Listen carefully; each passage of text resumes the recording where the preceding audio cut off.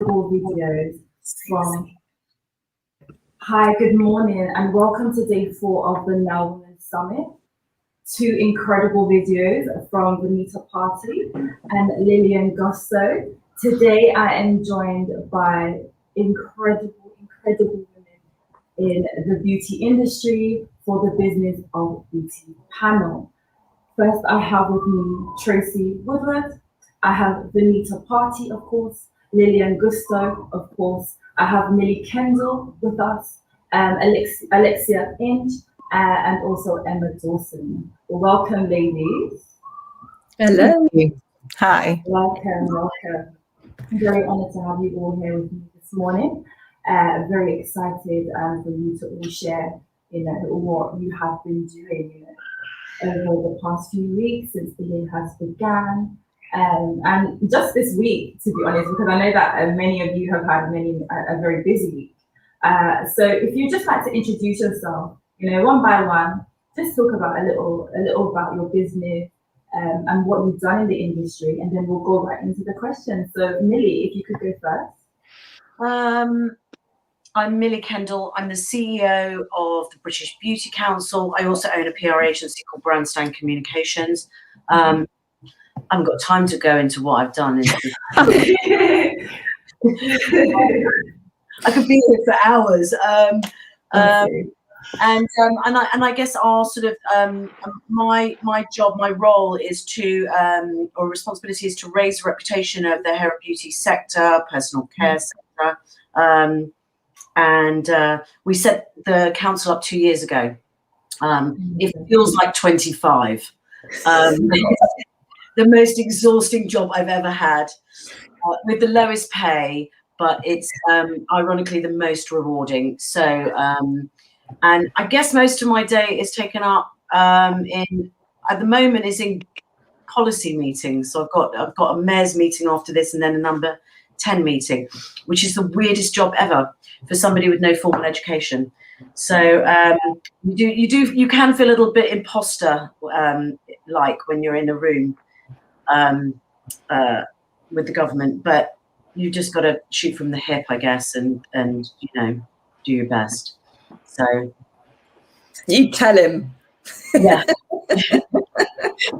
I try, obviously. I love that, Millie. I love that. Yeah. I mean, it's just, you just got to sort of, I think if you've worked in the industry, you're very clear of what the injustices are and possibly where it should go. So, and what we should be known for and celebrated for. And it's just constantly saying that over and over again. And I think if you come from a comms background, the policy stuff is pretty natural, really, because most of it is making connections with civil servants to get what you want. So this morning I had a meeting with the head of comms for the STEM minister, because we've got a piece of work that we're doing around cosmetic science. So I want her support today. So, that was the first call of the day. So it's kind of like a sort of, it's a comms job, really. Not a con job, a comms job. I love that, Millie. Thank you so much. Thank you for sharing. I think that you're a great inspiration to many women and many young women. So thank you.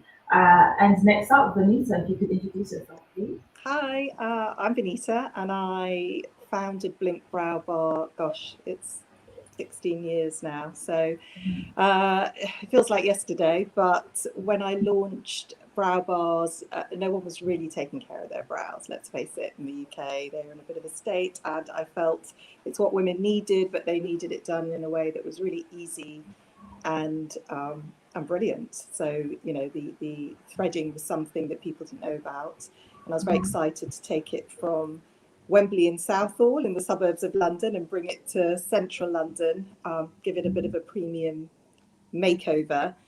And it really did take off, because it is the best way to take care of your brows. And I think it's, everyone's woken up to the fact that brows are very powerful. They need to be taken care of. And since then, we've introduced a product line, and we're also in the US. So it's been a really exciting journey. Been a very hard year, and I'd just like to say thanks to Millie for getting our doors open back in the summer, and I think now we're due to be open on April the 17th, which is fantastic. So I'd like to say thank you for getting my eyebrows done last summer, and it's been 6 months. Has it lasted that long, Millie? My eyebrows are sort of, I'm not sure whether it's eyebrow or hair now, because they're sort of... I'm in the same boat. Have you noticed the cameras sort of... One more month is so not... Thank you so much, Vanessa, and thank you again, Millie. Guys, I also just want to apologize. I know you can probably hear the whistling in the back. It's the wind. You can probably hear it in the background of all these women as well. We're in London, guys. I'm so sorry. The weather's going crazy today. So apologies in advance. And Lillian, if you could please introduce yourself. You're on mute. Lillian, I think you're on mute.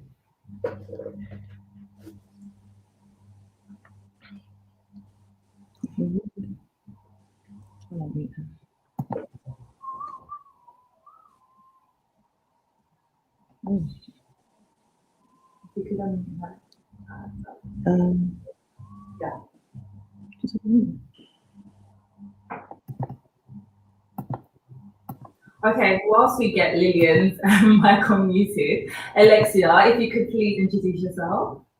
Hello, I'm Alexia Inge, and I'm the co-founder of Cult Beauty. Started Cult Beauty with Jess back in 2008 as a pure play online retailer of beauty products. We were the first to do it, and it really gave us the ability to introduce the world to some amazing indie beauty products from all over the world. So we've been going for nearly 13 years, and the obsession continues with truffle hunting the best in beauty, really. Amazing, thank you. And Tracey? Hi, good morning, everybody. It's great to be on a panel with so many amazing women. So thank you, Phadria and Women of the City, for the opportunity. And Millie, as always, it's great to see your face, and Vanita. And the other ladies I know, but I don't know very well, so apologies. But it's nice to be here with some groundbreaking women. I'm going to make myself sound really old now, but almost 4 decades in the beauty industry. So started out as a Clinique consultant back in the 1980s, and have basically done every job in beauty in the last years, from counter girl to CEO.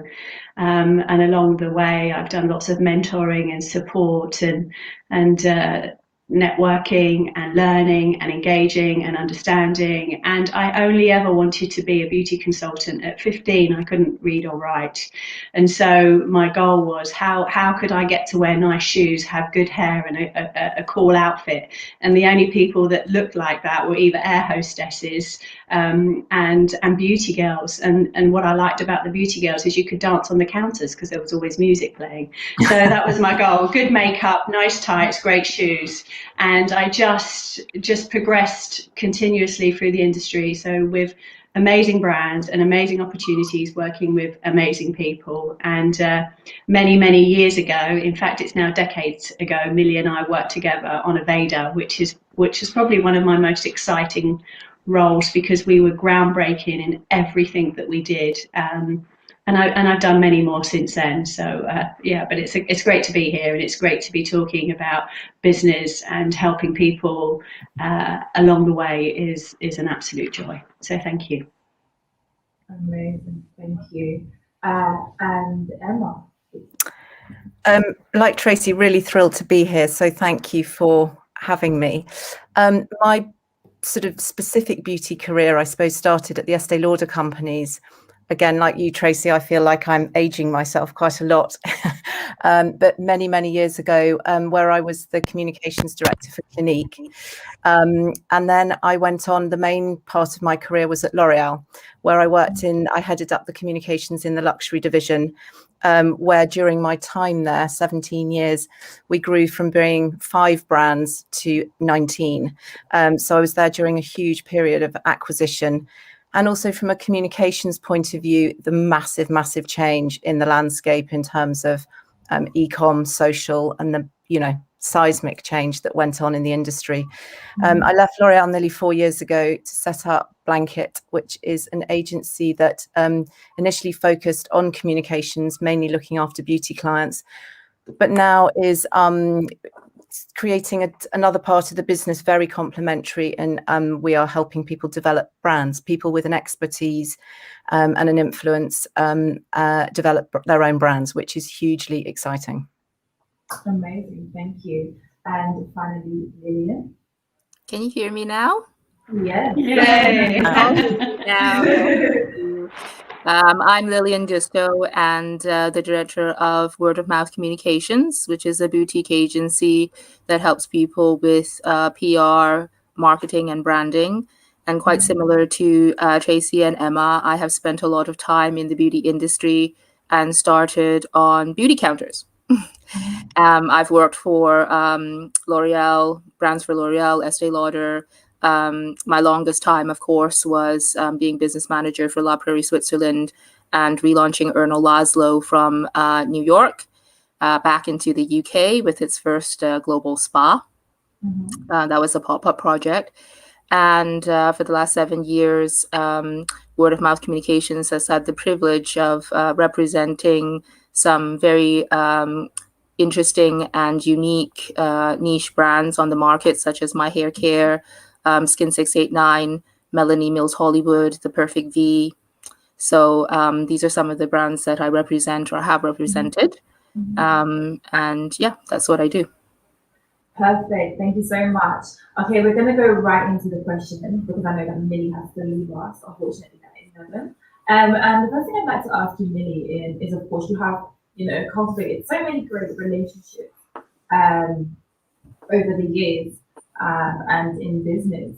How have you used these relationships, or rather, how have you built these relationships? From the treasury.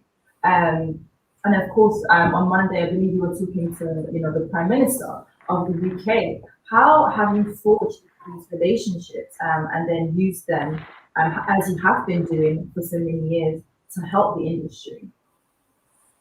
I mean, I guess the thing, I'm quite a social person, so building relationships, I think, probably comes quite naturally to me. Honestly, everything I do, I think I do it with humor. I just, I think the thing is that you've got to be quite relaxed, you've got to be confident, and you've got to really go into these things.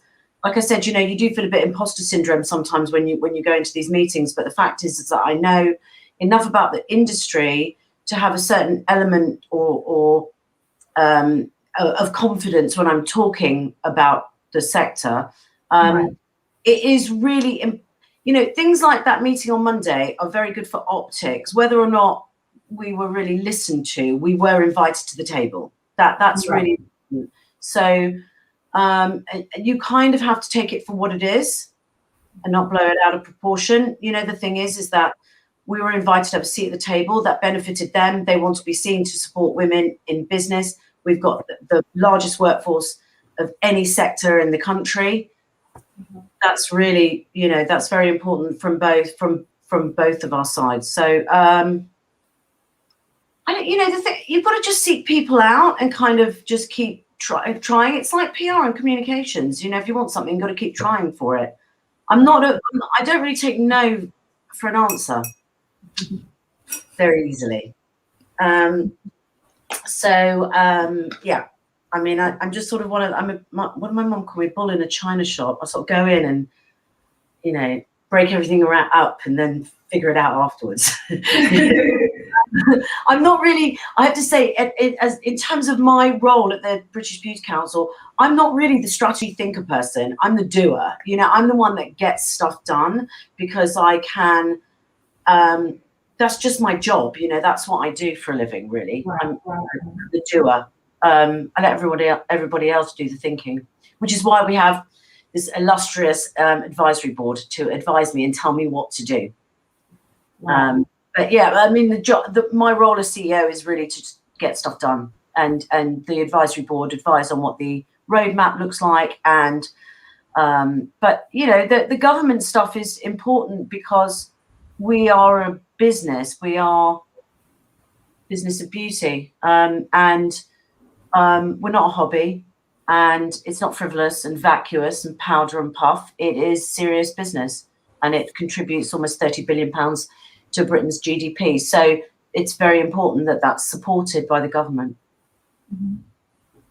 Thank you so much, Millie. That was very powerful. And I love especially something you said there, and it's, you know your role, you know exactly what you're there for, and you're not trying to step into any other role or do any other thing. You know exactly what you're there to do, and exactly what you do.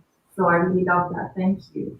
And Vanita, of course, Blink Brow Bar is now a global brand, and it extends to the likes of America. So I want to speak about going global.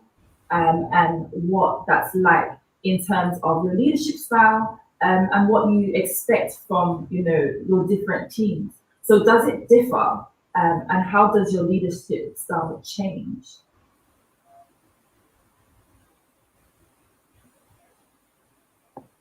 Sorry, Vanita, I think you're on mute.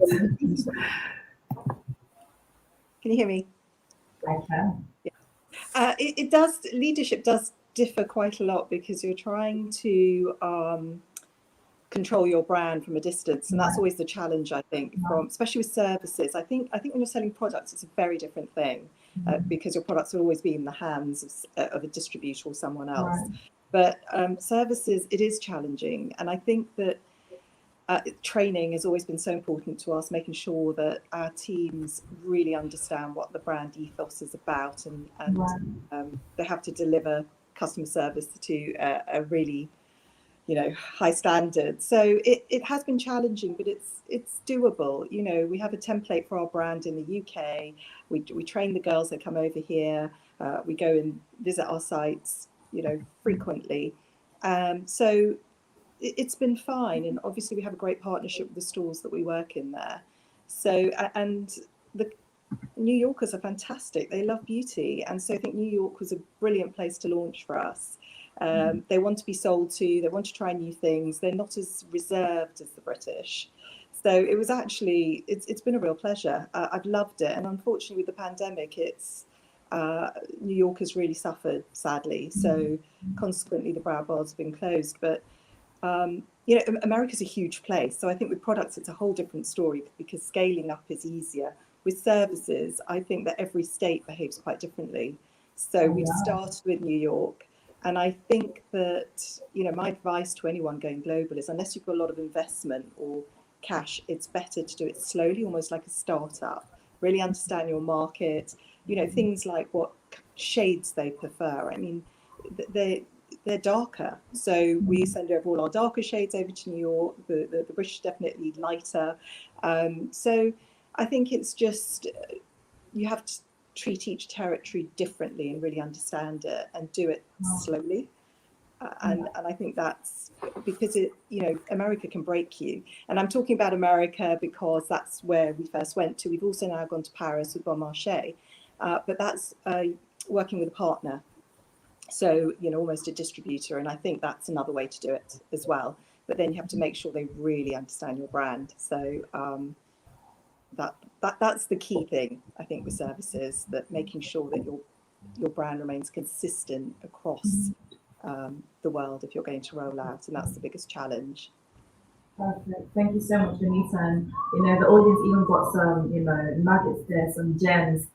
So I'd be taking note if I was you. Thank you so much, Vanita. And back to Millie, how do you continue to grow as a leader, and also ensure that your team is also growing the very same? Oh, sorry, was that to me? No, that's to Millie. Right, sorry, my batteries are running. The sound is really out. Sorry, could you say that again? The sound dips in and out. No, that's completely fine. How do you continue to develop and grow as a leader, and how do you ensure the same for your team? Oh, God, that's a really difficult one. How do I ensure? I mean, the thing is I can only really grow as the team grow, if that makes sense. I think you just learn from everybody that you work with. I think you have to be consistently inquisitive. You know, you have to ask questions and you have to want to learn.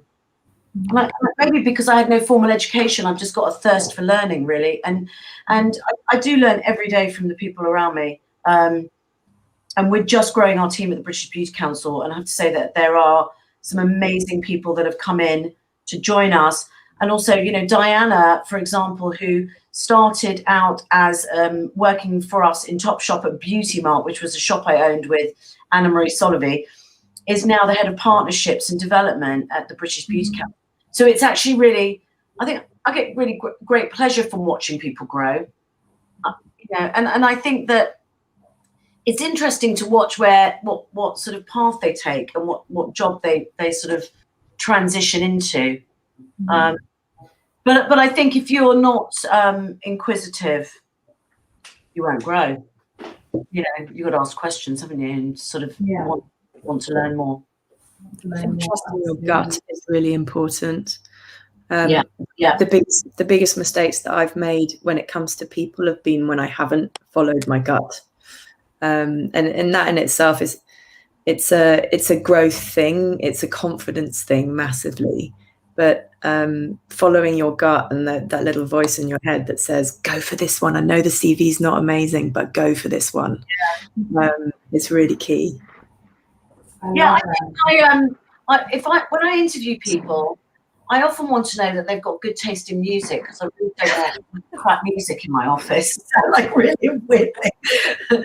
I don't know. You know, I ask sort of slightly weird questions, but because I want people with personality and flair and passion, and because you can learn stuff, but you can't really sort of change somebody's personality. So in a lot of ways, personality to me is everything, really. I love that. That is an amazing answer.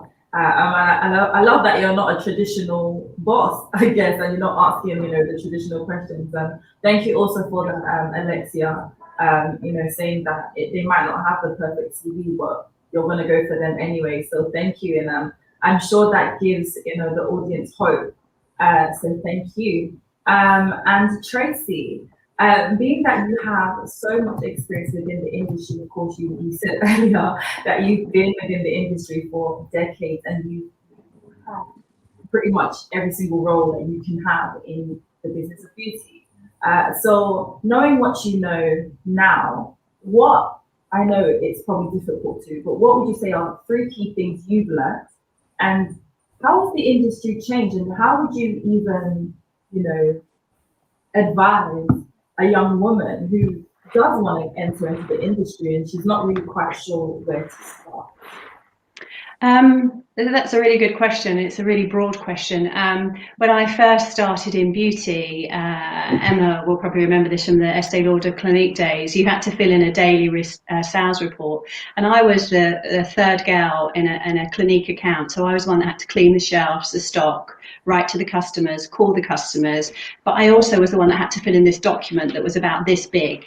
And it would have our names, who we spoke to, what our average unit sale was, how many customers we wrote to, how many customers we called, what was our best-selling product, did we sell the 6 eyeshadows or all the other things that we needed to sell. So now I kind of recognise that I was an algorithm for the Estee Lauder Corporation, which is really interesting. And then when I joined the orders group, I was driven to learn how to read a P&L, because I was told that every 1% additional profit that I had, I would get a 1% salary increase the following year. That's how they worked out the salary increases. So I used to split every tin of Velmet, every gift with purchase. I used to do an evening staff sale that people didn't, you know, that we didn't use in selling to the customers. We kind of, you know, at 7 p.m. do a staff sale and sell to drive profit. So I kind of learned how to read a P&L and understand, you know, the importance of selling stuff very soon on in my career. But I also I also could learn, I also could spot a shoplifter a mile off, because I was one as a child growing up. That's what I used to do for a living with my mum from 9 till 15. I never went to school. She used to take me shoplifting. So those were my three assets, you know. And of course, I was driven by the 1%, because I didn't have food growing up. You know, we were very underprivileged. We had a very difficult life. And so all of these lessons were really important to me. And then the other lessons that I learned quite quickly is I don't read CVs anymore. If someone wants a role, I will meet them, and I will, like Millie, I go after the personality, the energy, the desire to learn, the human connection, the commitment. The other thing is that whenever I go into a company, whether it's Donna Cara, Nevada, any of Urban Retreat, Aromatherapy Associates, the refinery, the first thing I do when I get everybody together is I say to them, if you wake up in the morning and you're not enjoying your job, you know, if it's a Monday, if it's a Tuesday, please come and see me. I've been in the industry for a very long time. I will find you the right job. I would rather you be happy and energized and want to be with me and be leading the business than, you know, be moany, unhappy and distressed. It's not good for your health and well-being, and it's not good for the company. So that's the conversation that I have. And the other thing is that I celebrate failure, because out of failure comes great learning. So I don't make any of my team scared to fail. And if you've done something wrong or you've really messed up, come and tell me. We'll fix it as quickly as possible. Fail fast, fail cheaply, and acknowledge your learnings. So that is, those are my two pluses. And I've had a global career. I've been very, very fortunate, but I've also worked really, really hard. And when I ran Urban Retreat, we were a big business. We turned over 16 million a year in Harrods. We did, thousands and thousands of services every month. I had a reception desk and call center of 22.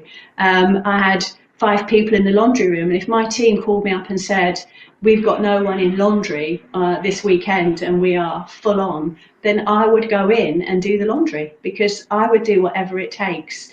Because when your people see that you'll do whatever it takes, so will they.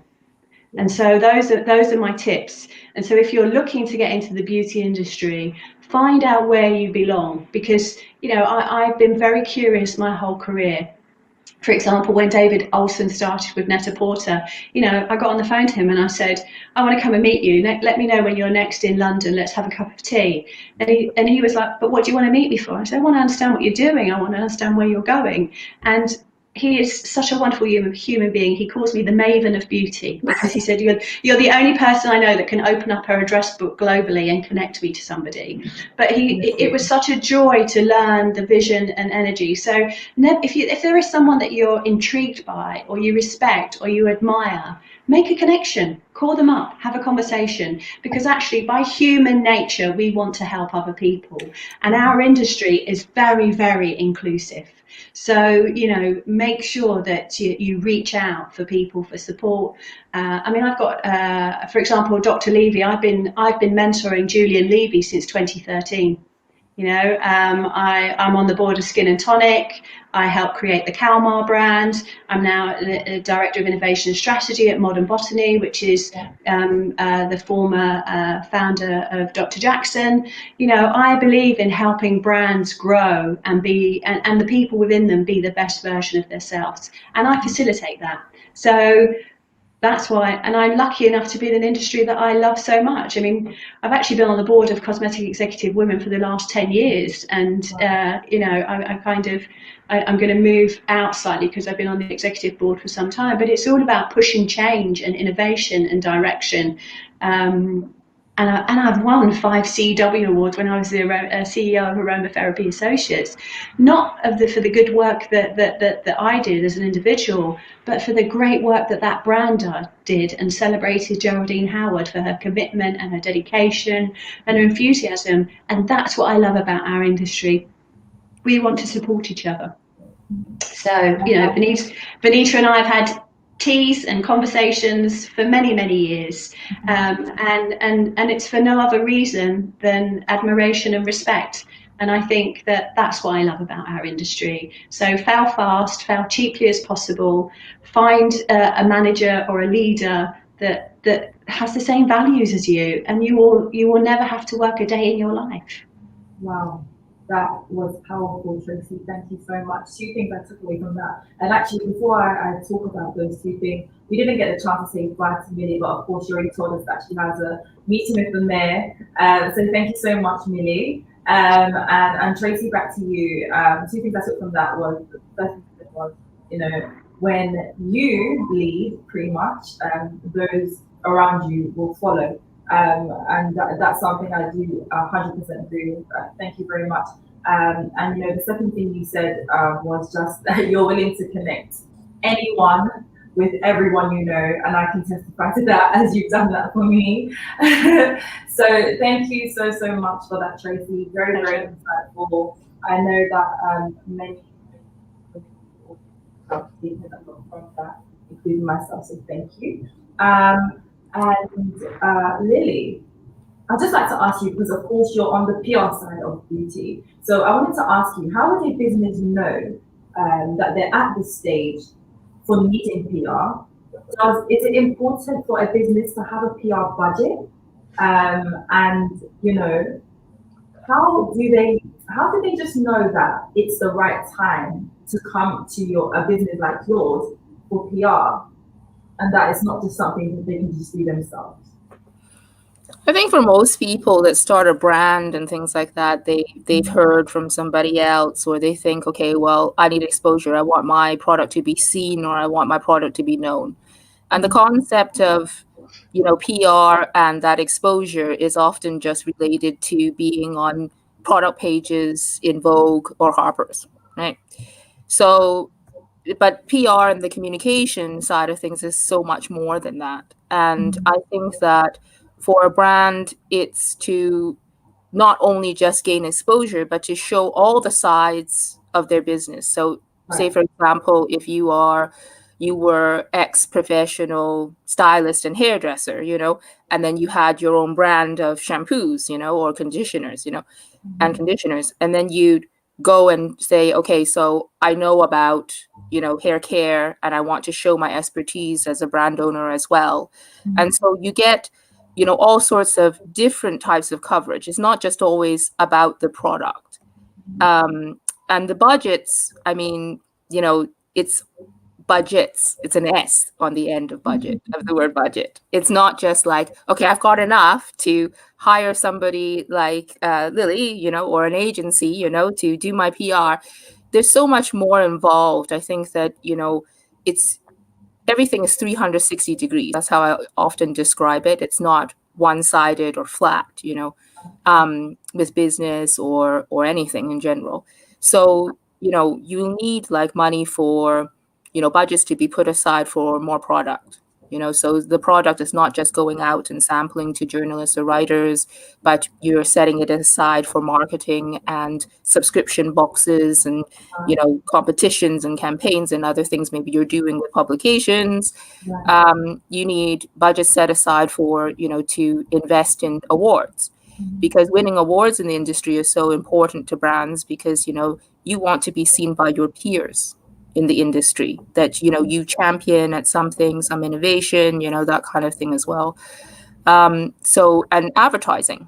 So this is a very interesting topic, you know, when it comes down to advertising as well, is that a lot of people say, well, I don't need to advertise because, you know, I've set aside my budget to have you, and then you place me in the press. And that's not exactly, you know, true. I mean, yes, I can, of course, you know, that's what I do, you know, but, you know, you need budget set aside for advertising, you know, because, you know, I have basically also a history, working history career and education in publishing, okay, and communications. And I used to work for a publisher, and the first thing she taught me as her assistant was that, please do not think this is a wonderful, glossy, beautiful magazine and you're so da-da-da, you know, one of the it girls and working here, blah, blah, blah. You know, I know you're really excited about this job. She goes, but I want you to understand and know and always remember that this is a business. Okay, so a publishers, a magazine is a business. There are people on a payroll, et cetera, et cetera. So what pays for that is the advertising, right? And so it's about also a mutual respect. Okay, so you want to gain press, okay? But it's also about a mutual respect about, you know, working with people in the publications and the press, right? To also give back that they also have given to you in that way, right?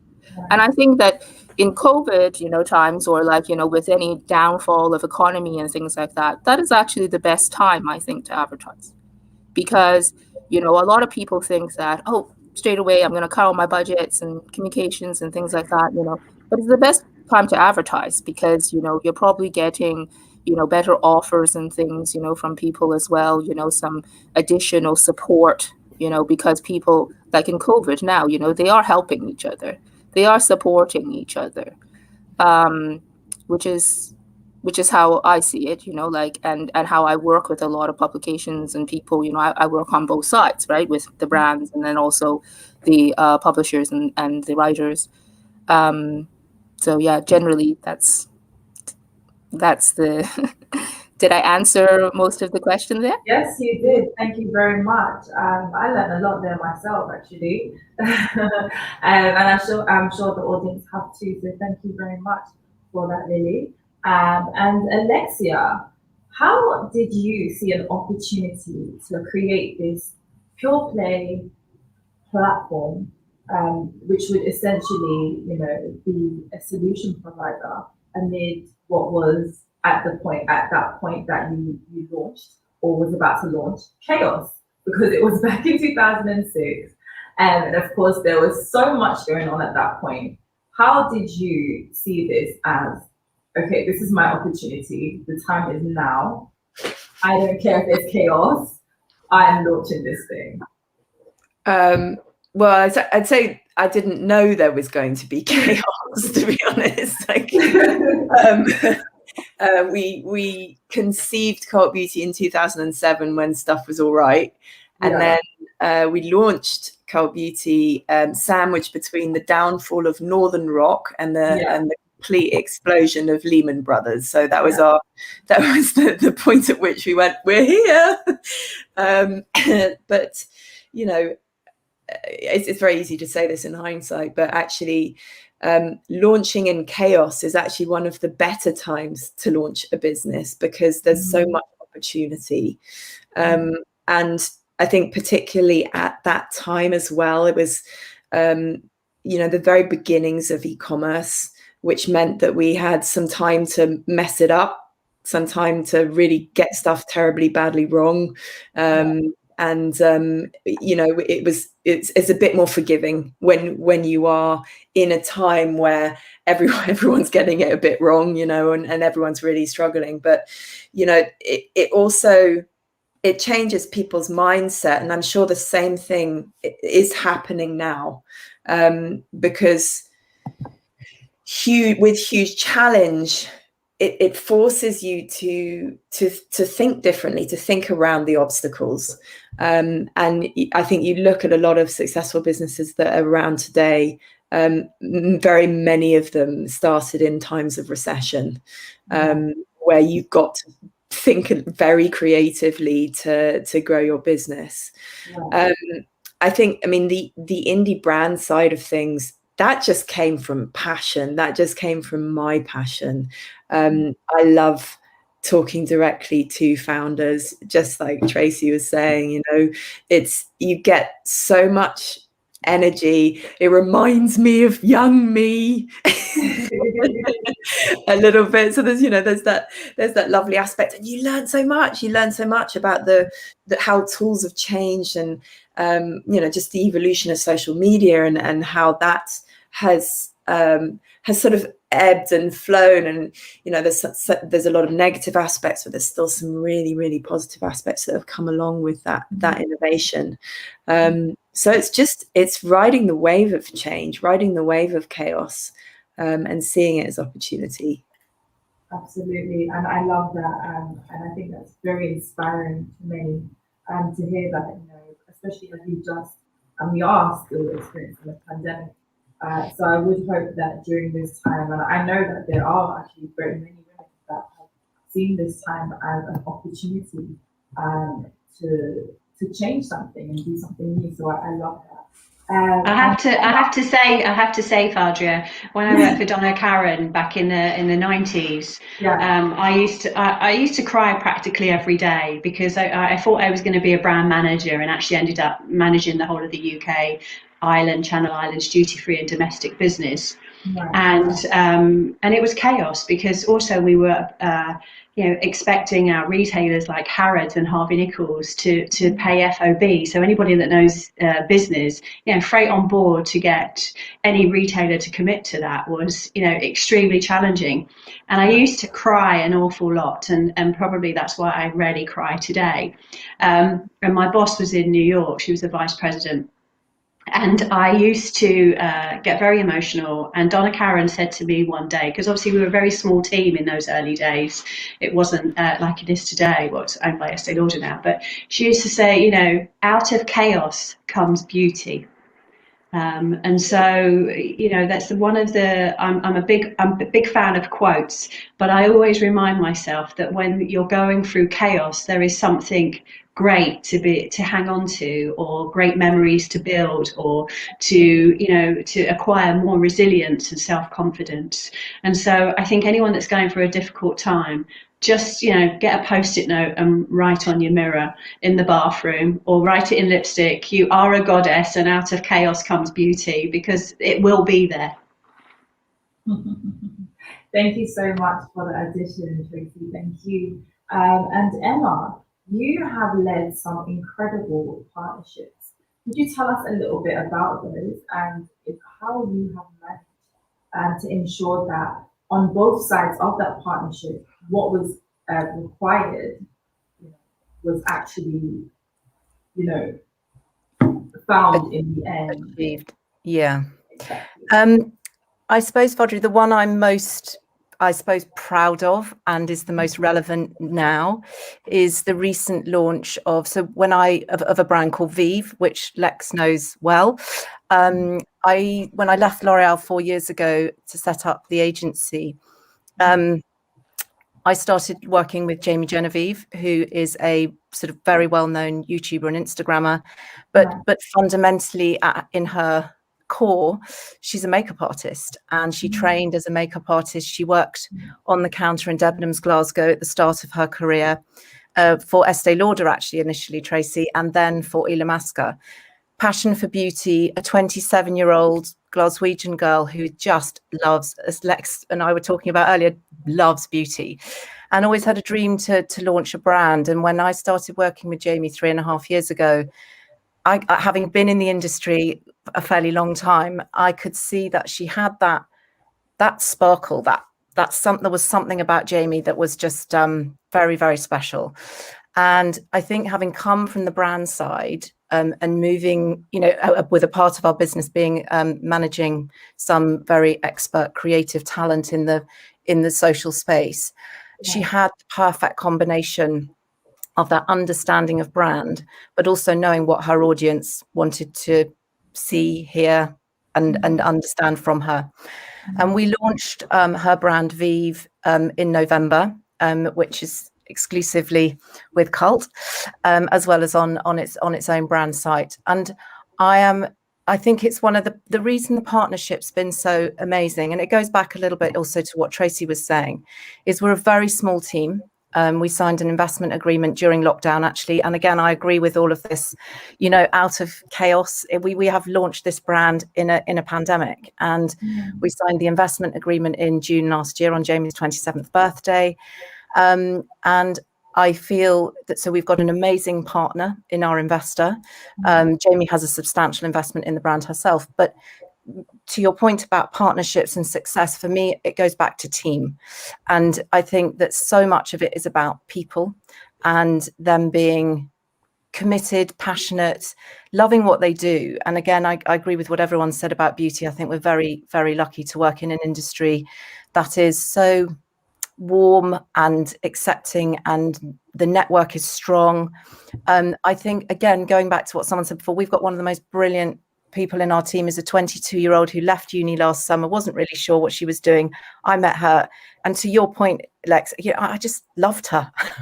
I was like, yes, I don't know what you're going to do quite on the brand, but I just know you need to be with us. And I think that for me, a partnership is very much about the team of people that you bring together, hopefully for success. And in Jamie's case, I think also understanding where your expertise stops and someone else can help, and being humble about that. And Jamie, in our case, is the first to say, I don't know about the operations side. I don't understand some of the finance bits. And, we've got to, and I think it's about bringing people together who can help each other to be successful, to the benefit of both personally and the business. And I think that thing of, I always think beauty, and my career has been so lucky to meet so many amazing people, but I think it's also, it's ever changing, it's ever evolving. You've got to be flexible. You've got to keep, and as Alexia, you've got to keep looking forward.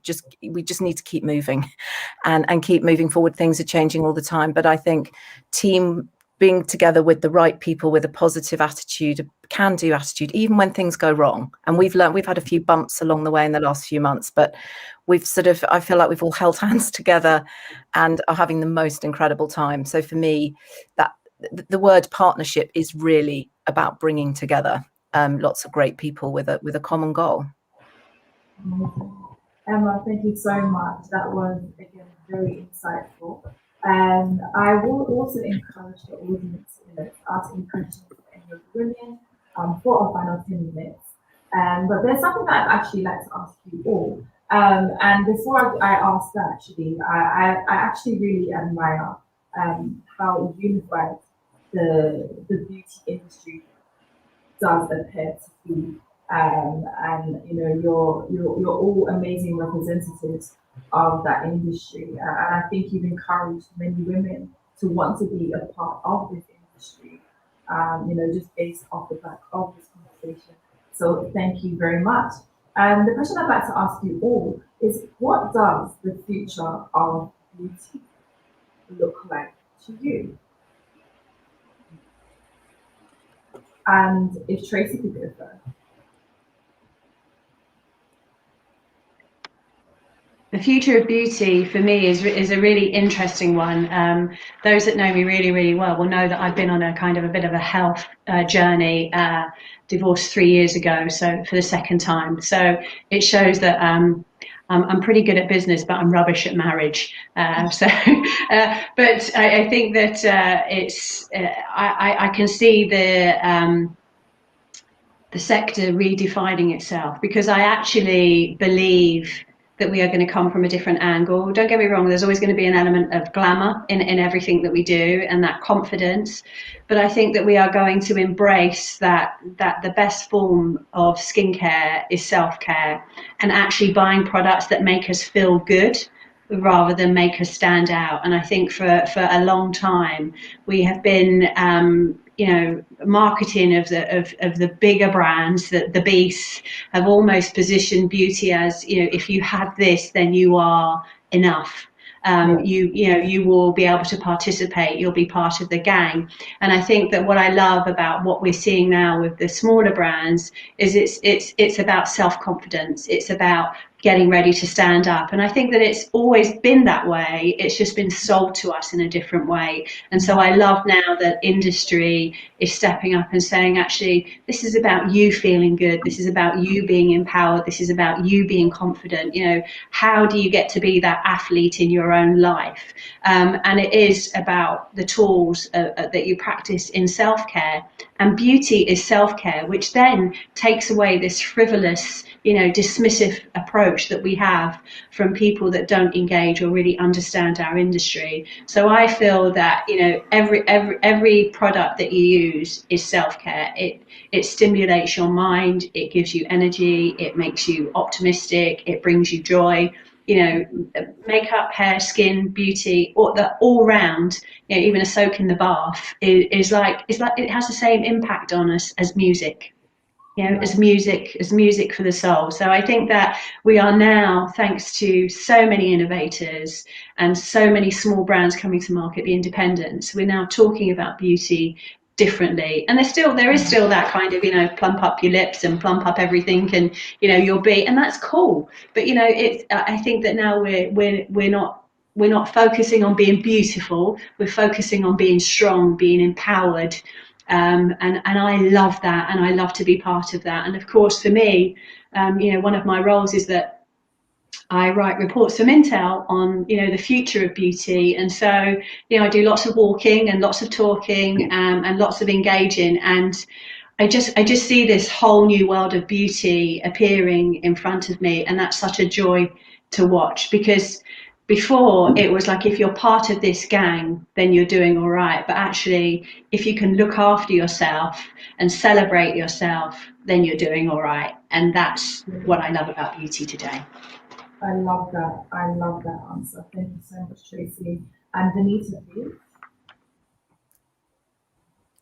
Vanity, you're on mute again. Gosh, sorry. Can you hear me? Yes, you can. Sorry, I'm having technical problems, and I'm about That's to completely fine. So I will quickly express. I echo what Tracey said. And with services, our business was very much about people in and out because they're busy, they have to go to work, they need their eyebrows done. And actually, I think now we're thinking about slowing down, extending that post eyebrow shape massage, and really building up a community and experience in our stores. Need that human interaction. So the digital side has been really interesting, and we're doing brow consultations online. We're selling, products have gone crazy as people need help with their brows during the lockdown pandemic, but they will come back. And I think people need that balance now of digital, but actually interaction with other people. And, it's really hard in consultation online. It's not quite the same as somebody looking at you, your skin, your brows, and actually your personality. And personality is so important in your beauty choices. So I think it will change, but in quite a positive way. I think people will slow down and still love coming back to the high street and using services, but also feel more confident about buying online. So I think it'll have to be a 360 kind of presentation of beauty now. It certainly made us focus on the digital side, and perhaps digital is now also focusing on how they can bring a bit of love and care into whatever they do. So I think it's been interesting. Thank you, Vanessa. And Lili? I think, since the COVID pandemic, it's been very, very trying and hard for people. And I think one of the feelings that it actually has given people is, or, something that has come about, is that they realize fear, right? Mm-hmm. So they realize, their fears of, or do I have to be conscious of this or that, to do with my wellness or my health, But one of the greatest things that, that we have invented as human beings and everything is this digital side. So we are still being able to connect, right? So being able to connect to each other. And therefore, there's a lot of apps now and a lot of technology out there that is there and ready to allow people to connect to each other and, get the help that they want. They want to receive the advice they want to get, which is great. There's nothing out there where it's like, oh, it's really, really hard to find a nutritionist, or it's really, really hard to find a product that actually will help me with this, So one of the projects that I'm doing at the moment, is with 3 partners, and it's related in this way with, a health app that connects people locally to local professionals and practitioners for whatever they need, whether it's like a Pilates instructor or a doctor for something.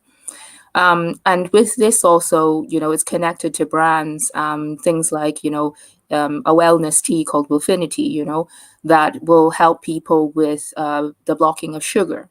And so such products like Vanity, is really interesting, because this is what we're seeing more come onto the market, the supplements, that kind of thing, where it's more wellness, more kind of health kind of related as well, you know. But it's beneficial, and it is a beauty product because, like Tracey, Vanita also said, you know, it makes you feel good, right? It makes you feel good inside as well. And it's a 360 approach. It's not, again, you know, like something that is just, you know, beauty's always been seen, especially I think sometimes by men. It's something like, it's not necessary to buy, dear, you know, like you could maybe live without a lipstick, you know, but for the woman, it's not like that because no, it makes me feel good, you know, like, and I need that even if I'm just wearing it to the supermarket. But this is the thing too. I think men are also being, what's really interesting in this pandemic is men are also being very conscious of their well-being. So they're no different than us. We're all humans.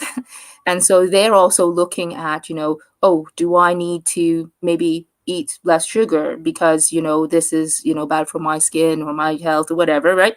And then maybe I'll go and seek out such products like Vanity, for example, or that health app, you know, WellPod, you know, to get some more advice, you know, or get a new trainer for something else like that. So I think it's also about control. I see it a lot in the press that people have been calling in this for features in the broadsheets and things like that, you know, it's two sides, you know, it's addressing the fears that we're all having, right? And, you know, putting control, the digital side of things, putting control back into our own hands for our own health and well-being. Amazing. Thank you so much, Lili. And Emma, please.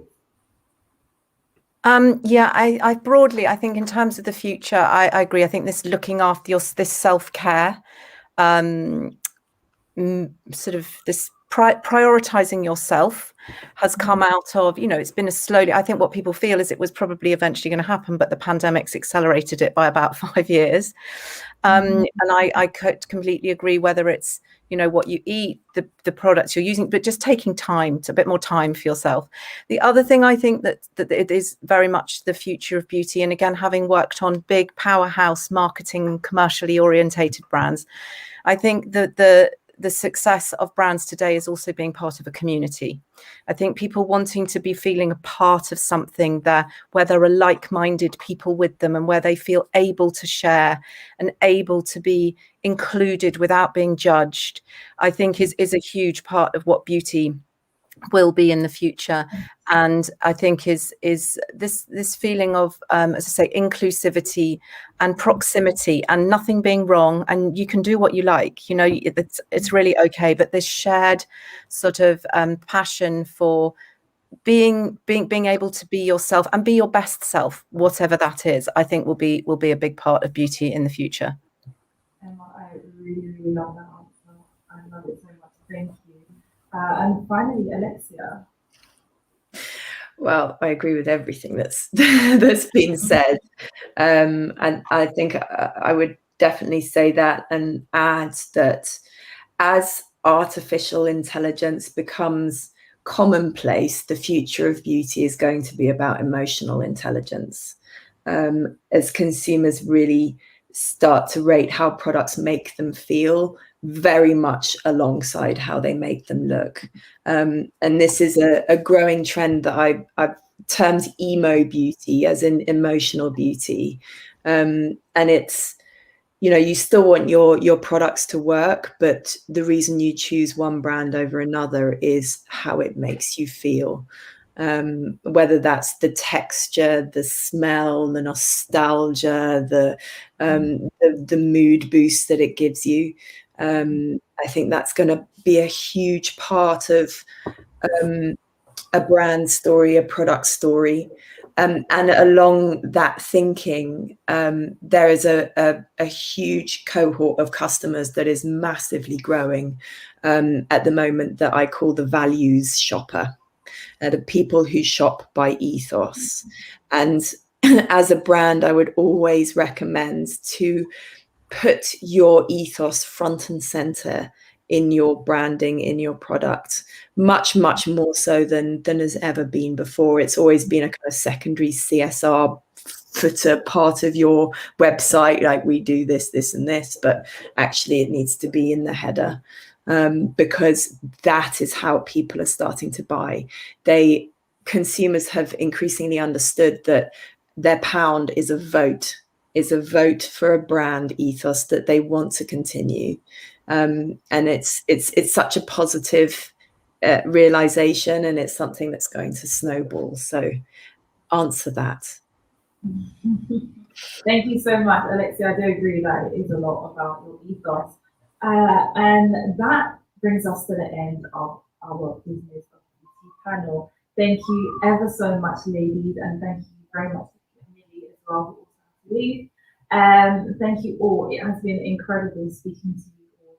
I've learned a lot today, and the audience has learned a lot. So thank you.